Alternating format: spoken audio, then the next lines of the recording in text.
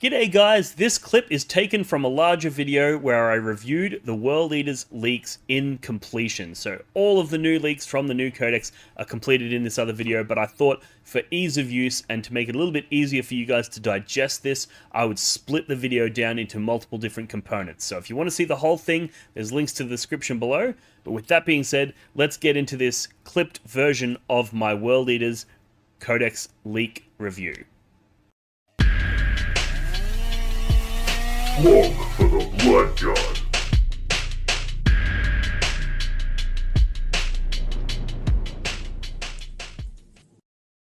Are you tired of overkilling or underkilling enemy units? Tired of wasting time deciding how many attacks to allocate to achieve a desired outcome?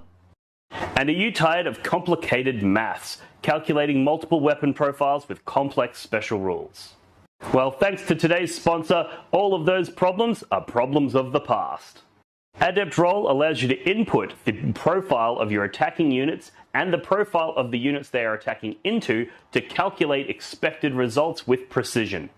You can apply modifiers like Feel No Pain, -1 to hit, damage reduction, as well as enemy strats like Armor of Contempt to get precise results for what you expect your units to do on the tabletop. By rapidly simulating 1,000 rolls, Adept Roll will help you understand what your expected results are likely to be in any given tabletop situation. You can even save attacker or defender profiles to make data entry super fast and super simple, as well as importing them from various sources like Battlescribe or even screenshots from the Games Workshop app itself. So if you're looking to upskill, play like a pro, and stop making avoidable mistakes on the tabletop, download Adept Roll today and start playing with precision. Alright, this one might just be the best detachment we have yet. There's some really mental stuff in here. It's called the Gore Track Onslaught detachment, which also, side note, best name for a detachment. Gore Track, that's sick. The detachment rule is units gain +1 to their charge rolls and lance on a turn in which they disembarked from a transport, which means the strength 4 of those berserkers isn't that big of a deal because you are still winning marines on 3s, you're winning guardsmen on 2s, you know, you're winning toughness 7 vehicles on 4s, you know, even higher toughness vehicles you're winning on 5s. It's not too dissimilar to having that strength 6 that we're familiar with. It's very similar in a lot of ways. So I think that's fine, and then the +1 to charge is just nice as well. Enhancements wise, there's a ton of really cool stuff here. So one of them is a unit that disembarked from a transport cannot be targeted by Overwatch, which is really cool. You've got a model in a transport gains a scout 9 inches. So this is one of the few ways that you can get that scout on your berserkers early in the game. And being able to scout a transport up 9 inches is really crazy, especially when you combine that with some of the stratagems that we'll talk about in a minute. The next one is once per battle, models in this unit gain fights first. So this restores your Master of Executions back to what he formerly was, but very importantly, you can put that on a slaughter bound and put fights first on 8 bound, which is crazy. So that's really cool.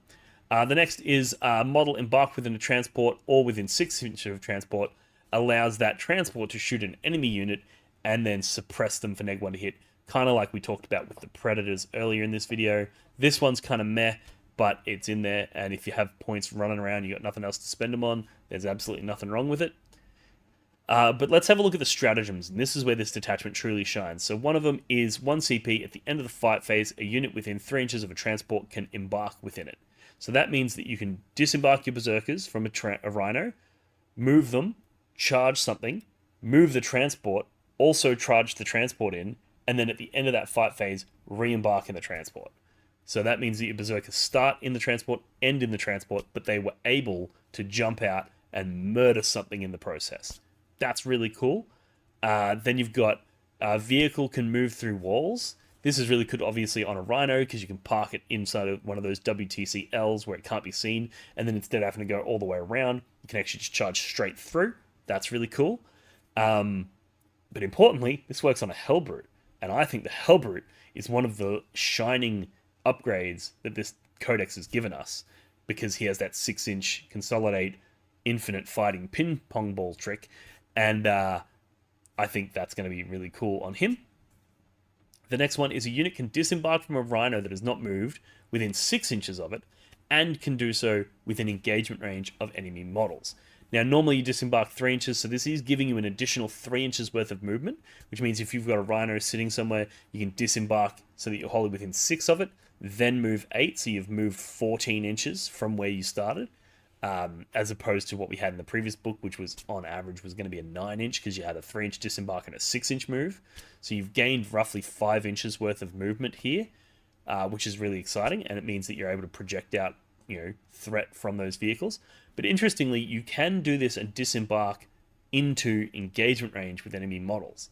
And one of the things here, which is a bit nuanced and it's a bit tricky to explain, but because you haven't made a charge, you aren't obligated to get every guy within base contact. So if an enemy unit ends their move near one of your transports, right, or you've got a transport near them, you can go, cool, I'm going to disembark within 6 inches, and I'm going to place all of my berserkers on this side of your unit, and your character's up here, which means that when they go to fight you, they can't actually get that character in to strike you, or you can reduce the number of models that get to strike you. Whereas if you had disembarked normally and then charged that unit, if you roll a decent charge or if you're close to them, you have to base contact with them with as many of your models as possible, which means you're probably going to have to wrap all the way around them, which means that their character is going to get to fight you. So there's some really tricky stuff you can do with model placement with this enhancement, and we'll do a deep dive on that in another video, I think. But that's really, really exciting. Then we've got 1 CP, you can disembark from a rhino that has moved, and you can still charge. So it's essentially a Land Raider-esque assault ramp, which is going to go on your rhinos. And if you check out my Etsy store, I have got rhinos where I've modified the STL to include an assault ramp on the front. They look absolutely schmick. It's the Spartan Assault Tank's assault ramp, and I'm calling that kit the Goretrack Rhino, just to celebrate the fact that these guys can do that. But this is really cool because it basically means that the rhino is going to be able to move its 12 inches, then you disembark 3 inches from it, and then can charge from there. So you're getting a 15-inch move on your Khorne Berserkers as opposed to our previous 6-inch move. So really does push the threat range of those Khorne Berserkers out real far. And then obviously when they charge, they're charging with Lance. So, and +1 to their charge rolls as well. So that's really cool. The next one is a rhino that was shot and not killed can reactive move 6 inches. So if they shoot at you and they've lined up multiple units to get shots into your rhino, they shoot you with one, you can reactively move outside of the range of the other ones. Or if they're moving in to try to charge you and they shoot you on the way in, you can move back so that their charge range is much harder. We've all seen what reactive moves can do because we've had to deal with them when versing them. Well, now we have the ability to do that to them. Being able to reactive move onto an objective, being able to reactive move to block your opponent's movement phase. There's tons of really cool stuff you can do with a reactive move. And it's worth noting at this point that the rhinos, like we said earlier, have got a reactive disembark, where if an enemy ends a move within 9 inches of your rhino, you can disembark out the guys. So that's another reactive moves that we have access to. And then the other one is 1 CP, a rhino that was shot and not killed. A unit inside can disembark and then immediately blood surge move. Now, there is a caveat here. It does say that you can't use those last 2 stratagems at the same time. So both of them are done just after. So if you go, cool, they shot at me, just after they finish shooting, I'm going to move my rhino reactive to 6 inches. You can't then spend another CP to disembark and blood surge. However, if they shoot you again, well, then you can. So this is really exciting. And being able to disembark and then blood surge move just means that if your opponent tries to secure an objective that you're controlling by jumping on it, and then if they shoot that rhino at all, you can just disembark and then chart and blood surge move straight into your opponent and mess them up. So that's really, really exciting. I think this detachment is going to be pretty buck wild. Let's have a look at a list that I've written to optimally take advantage of all of these abilities. So we've got Khan the Betrayer as your Warlord. We've got a Master of Executions with Aggressive Deployment, which is going to gain Scout move. Then we've got a Slaughterbound with Infernal Infusion, which is Fights First. So this is going to be crazy. He's going to join 8-bound. We've got 2 units of 10 Khorne Berserkers and 2 units of 5. And then we've got 3 Rhinos. So that means you can have a unit of 10 with Khan in one Rhino, a unit of 10 with the Master of Executions scouting in another Rhino, and then a third Rhino with 2 units of 5 inside of it. And these guys are going to be your action monkeys, your objectives, your early turn trading pieces, that sort of thing. Then we have a unit of 6 8-bound and a unit of 6 Exalted 8-bound. And like we said in the previous ones, this Slaughterbound is going to join whichever one of those is more suitable for that matchup. If you're against a heavy vehicle list like a Chaos Knights or Imperial Knights or Mech Heavy Guard or something like that, you're going to chuck him in with the Exalted 8-bound. Or if you're into something that's heavily melee infantry like Custodes or Chaos Space Marines or something to that nature, then you're going to chuck him in the 8-bound, and he's going to give them fights first, and he's still going to be able to do all the things he does by providing additional damage, by resurrecting models, and all of the fun that he does. We then also have 10 Jackals for sticking your home objective. We've also got the 2 units of Chaos Spawn. They're there to flank the Rhino, provide those early scout moves and those additional damage whilst also helping with your objective game.